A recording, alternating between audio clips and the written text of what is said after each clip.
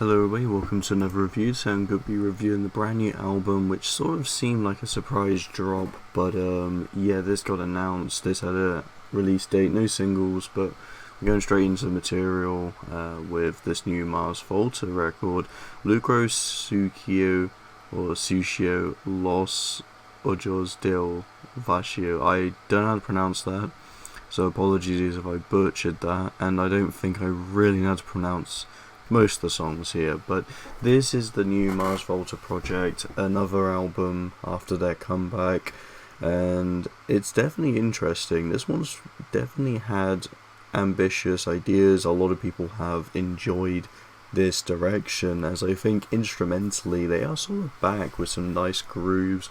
The way that some of the songs accompany and just intertwine with others, it feels like a bunch of the tracks are separated into numerous bits, so you get less songs than the track list you actually see. 18 tracks, but a lot of them just kind of mesh together as one big ones half the time, so I like the idea. I think it's a nice way for the Volta to branch out their new ideas, and honestly, from after the disastrous last record, I think this is a step up. But the thing that I am unable to understand is the accolades and appreciation this record has had. This certainly is a step in the right direction, but I find from the weird mixing of this album to just kind of the overall structuring of it, it definitely isn't one that is my cup of tea necessarily. I think it's got some nice tunes. As I said, instrumentally this is a lot more engaging,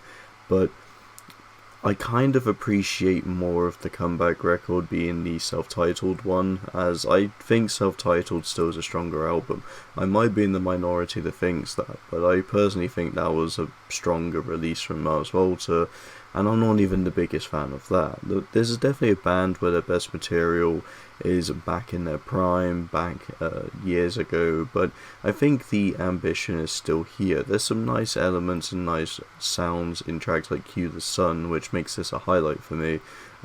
Even Voice and My Knives kind of have this eerie feel that just literally accompanies from after the Alba Del Orate track. And as I said, a lot of these songs are short because it just kind of feels like one continuous story with different elements that accompany it. Some nice percussion, some nice vocal performances from Cedric himself. So I definitely think there's a lot of great ideas here, but the execution isn't quite my cup of tea, to say the least. I think at the worst it's an inoffensive Volta record. I don't think it does anything to feel like it's a bad album, because it's definitely not, but I don't think it's going to be one of the highlights that people will be talking about for years to come.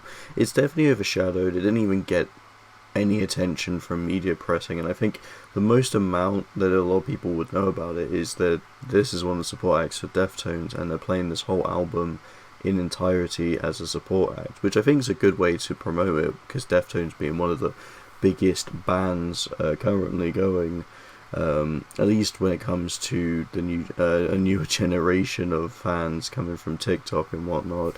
The Volta's music is going to be listened to by a lot of newer people, and I can kind of see why this won't pick up as well as Deftones, because I find this to be a more inaccessible entry. If you want to listen to Volta, I feel like their earlier stuff is more accessible, but if you're feeling very adventurous and you want something that's completely different from what you're used to, then I kind of say that this is probably a good step.